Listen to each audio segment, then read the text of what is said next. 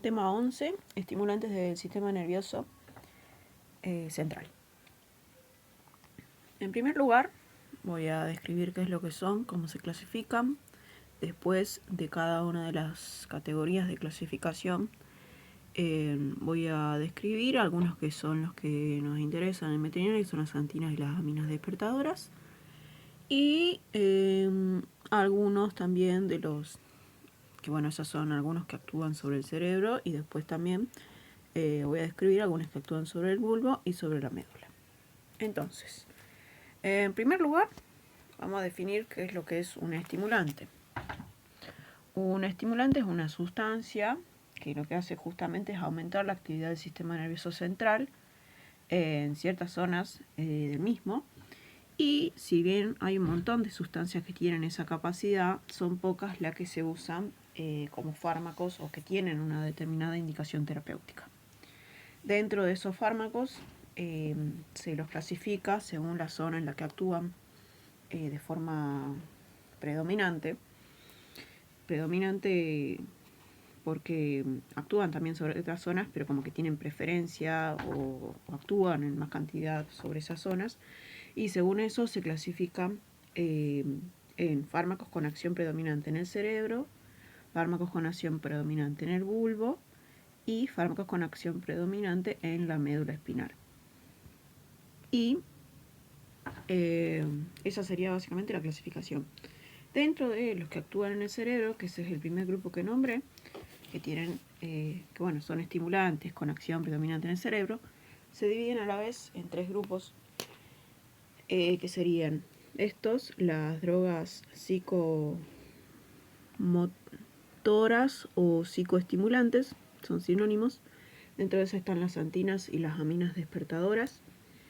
Y después están otras que no nos importan mucho en veterinaria, que son las antidepresivas, como los antidepresivos tricíclicos o los inhibidores de las MAO, monoaminoxidasas, y las drogas alucinógenas, que son, por ejemplo, el LSD, que son derivados del indol y del ácido lisérgico.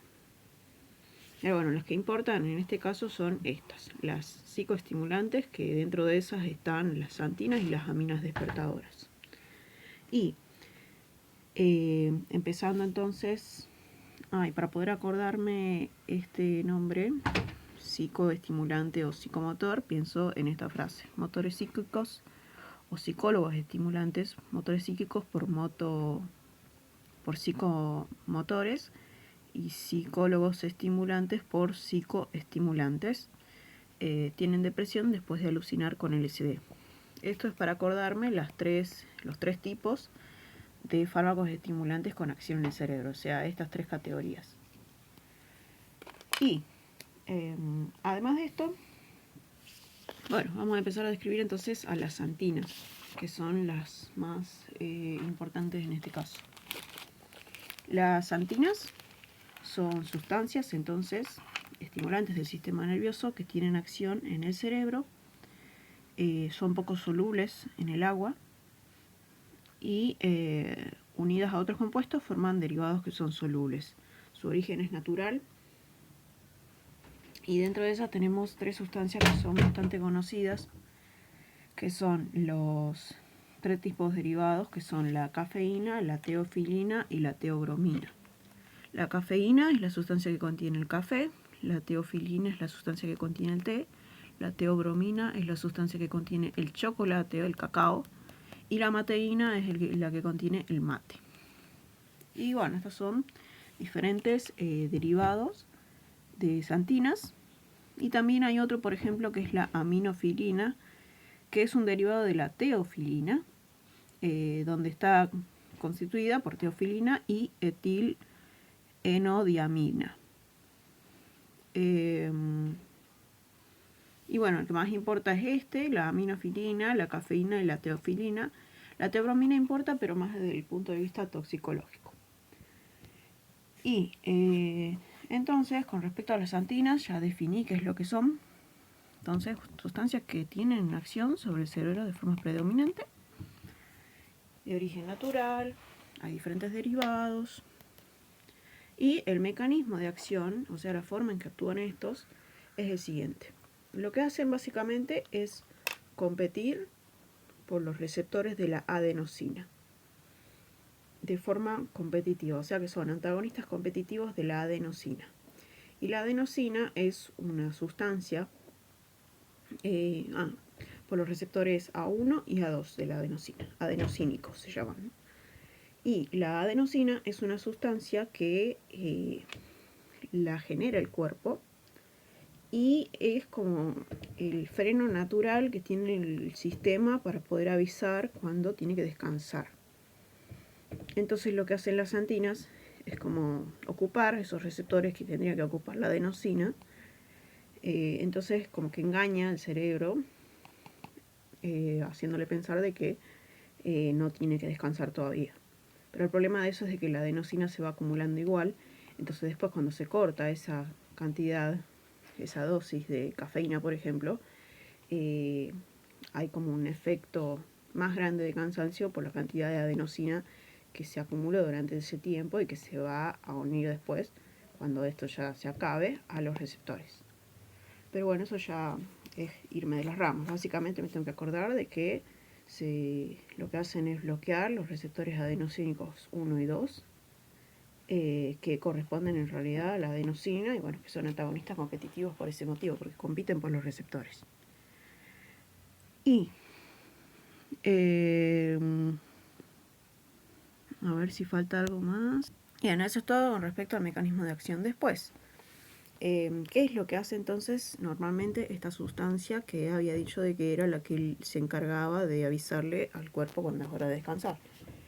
Normalmente los efectos que tiene esta sustancia cuando se une a sus receptores de forma normal, digamos, es bloquear la conducción cardíaca, o sea, como que inhibe un poco la función del corazón, o sea, disminuye la frecuencia cardíaca, según entiendo. También sobre el sistema nervioso central inhibe la liberación de neurotransmisores. Después, sobre el pulmón, produce una broncoconstricción. Y sobre el riñón provoca una vasoconstricción. Y el efecto que provocan las antinas son casi los contrarios a esto. Entonces lo que pasa a nivel sistémico con las antinas es que, por un lado, en el cerebro aumenta la liberación de neurotransmisores y estimula la corteza cerebral y los centros respiratorios, produce broncodilatación, o sea que relaja los bronquios, produce un aumento de la función cardíaca de forma leve, y también produce una vasodilatación de los vasos de los riñones, entonces produce una diuresis, es decir que tiene un efecto diurético. Y además tiene un efecto de aumento de la fuerza de contracción de los músculos. Entonces ya describí el mecanismo de acción de las antinas, qué es lo que hace normalmente la adenosina, las acciones o efectos que tienen las antinas, que es lo que nombré recién, que era todo esto. Y ahora, bueno, voy a repetir un poco lo mismo en otras palabras o con otros dibujos para poder fijar ese conocimiento que es importante. Básicamente había dicho de que en el cerebro estimulaba la corteza cerebral y también el centro respiratorio. En el corazón estimulaba la función cardiovascular de forma leve. En el pulmón producía vasodilatación, o sea que broncodilatación, o sea que relajaba los músculos bronquiales. En los músculos produce un aumento del tono, aumento de la fuerza, y en riñón aumentaba la diuresis, o sea que orinaba más cantidad. Y bueno, acá más de lo mismo, esto ya lo describí, está organizado de forma diferente, diciendo lo mismo. Acá hay uno nuevo nomás, el tema este de que son irritantes del tracto gastrointestinal y que tienen leve acción espasmolítica. Y en el músculo disminuyen también la fatiga. Y en el sistema nervioso central impiden la percepción de cansancio. Por eso se usan, por ejemplo, cuando no nos queremos dormir. El café. o cuando necesitamos tener energía en un momento de cansancio. Y ahora, a modo comparativo, entre los diferentes derivados de las antinas que había nombrado, se puede decir que la cafeína tiene mayor efecto sobre el corazón, sobre el sistema nervioso central y sobre el sistema respiratorio en comparación a los otros sistemas. Después está la teofilina, que tiene una fuerte acción diurética. También su derivado, que era la aminofilina, tiene una fuerte acción diurética. Y también tiene una fuerte acción sobre el corazón. Importante estimulante cardíaco. Y después está la teobromina, que en comparación a todas las funciones que tiene, que había nombrado antes en efectos generales, se podría decir que tiene más acción sobre el corazón, pero ni tanto, digamos, en comparación a los otros. Estos me parece que serían como más importantes en ese caso. Y acá lo mismo, dicho de otra manera, ya para terminar de aprendérmelo de una forma u otra. Y bueno, ahora vamos a pasar a la farmacocinética de las antinas. Las antinas se administran y absorben bien por vía oral y parenteral y se distribuyen muy bien por todo el cuerpo, tienen un metabolismo hepático y su excreción es renal. O sea que es básicamente lo primero que se me ocurriría si tuviera que pensar cómo es que sería la farmacocinética general de un fármaco. Es muy básica, digamos, no tiene ninguna particularidad así que diga, no, es re diferente. Y después, con el tema de las indicaciones terapéuticas, que vendría a ser para qué se usan, se puede decir que se los usa para... Primero tengo que ir a la base, que era el nombre del grupo, que eran estimulantes del sistema nervioso. Entonces, si son estimulantes, y y las antinas eran estimulantes justamente con acción predominante en el cerebro, se los usa con cuestiones que están relacionadas con eso. Por ejemplo, en casos de estados de debilidad y de depresión, si hay una vaca que está en estado posparto y tiene una debilidad muscular y uno de los efectos es que aumente la fuerza de contracción y le dé como más energía al cuerpo, se lo usa entonces para debilidad muscular posparto o para tratar paresias. También revierten los efectos depresivos que suceden por el uso de anestésicos en ciertas cirugías. Entonces revierten el estado de depresión. Y también se lo usa en animales postrados que no se puedan parar o que no tengan mucha energía. Se lo usa para poder darle como un golpe de energía. Después, en el caso de los broncoespasmos, ya que tienen un efecto de broncodilatación, y en tetanias, no me termina de cerrar por qué es que lo usarían, pero yo supongo, tengo que preguntar, entiendo como que lo usarían después de que tuvieron esas convulsiones, porque los músculos quedan debilitados después de tantas contracciones repetidas. Y esta comparación es un poco de lo que ya dije antes. La cafeína tenía más efectos sobre el central y sobre el respiratorio, la teofilina más sobre el riñón, y esta es baja en la mayoría. Después, la toxicidad. Hay una serie de signos que me indican en caso la sobredosis de santinas, que son una taquicardia severa.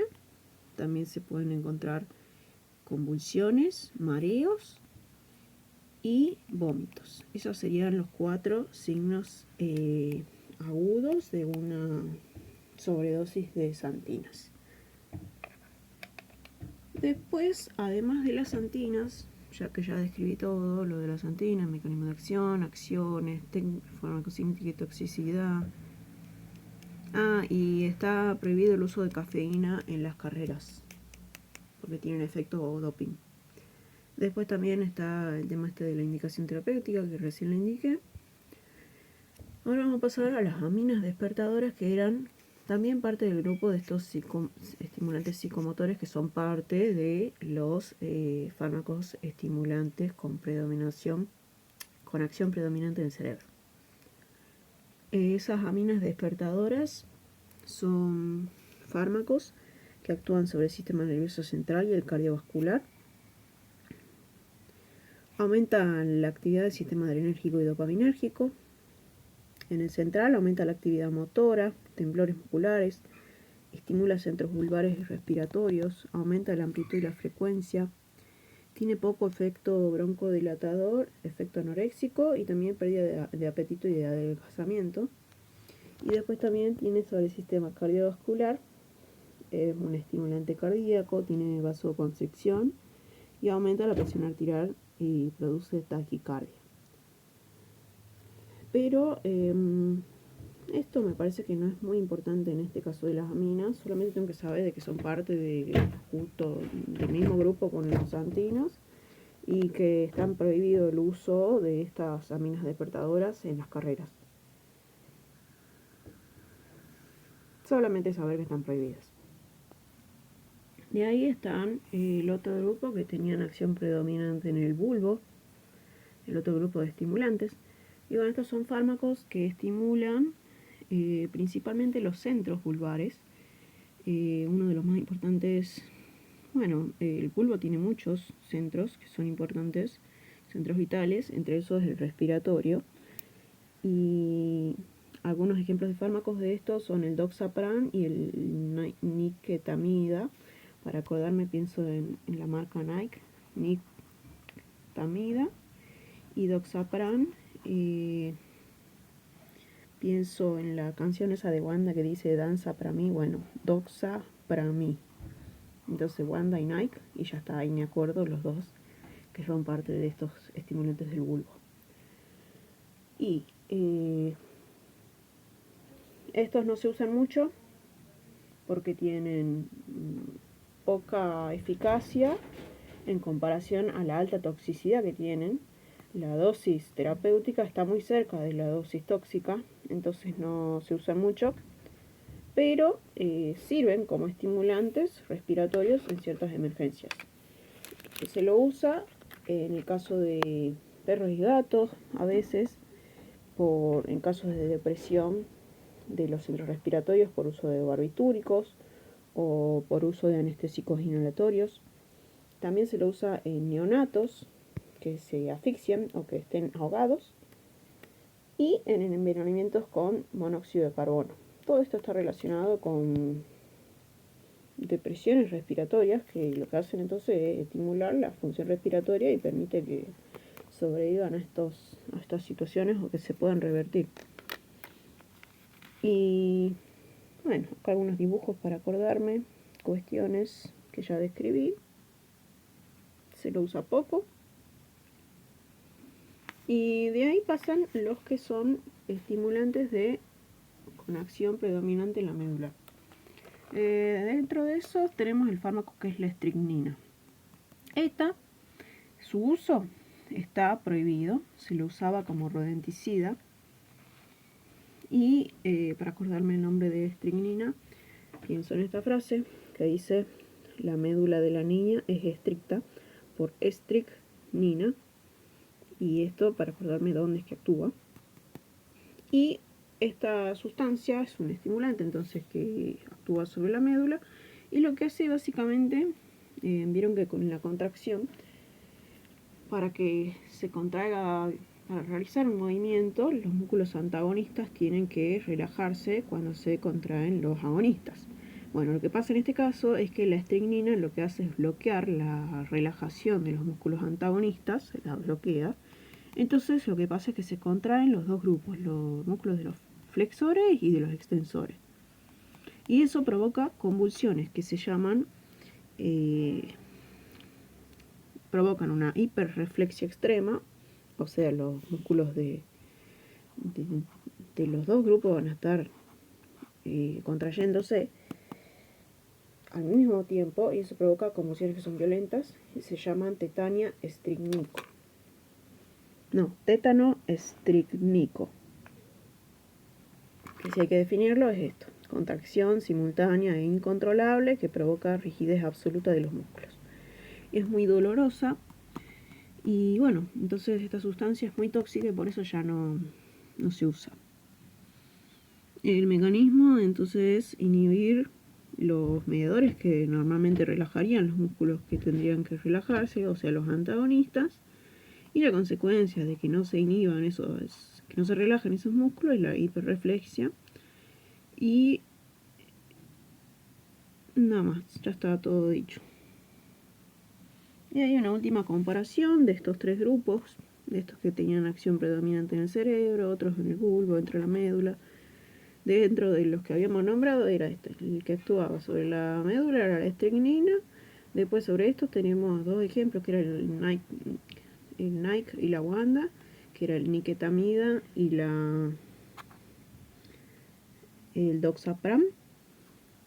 Y después estos que actuaban sobre el cerebro, que eran las santinas principalmente, y las aminas despertadoras, que eran los dos, formaban parte de los estimulantes psicomotores.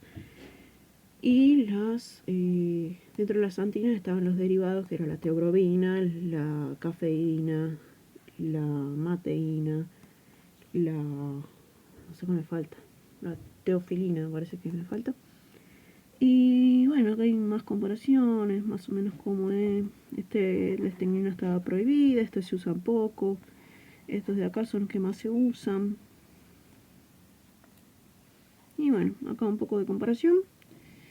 Los que actuaban sobre el cerebro tenían un mecanismo de acción de antagonismo competitivo de la adenosina 1 y 2. El estado era para debilidad muscular, paresias, para diuresis. Diuresis, no estoy segura si es para diuresis o no. Por más de que tengan efecto diurético, me parece que como efecto indicación terapéutica, me parece que no se lo usan para eso. Eso tendría que consultarlo.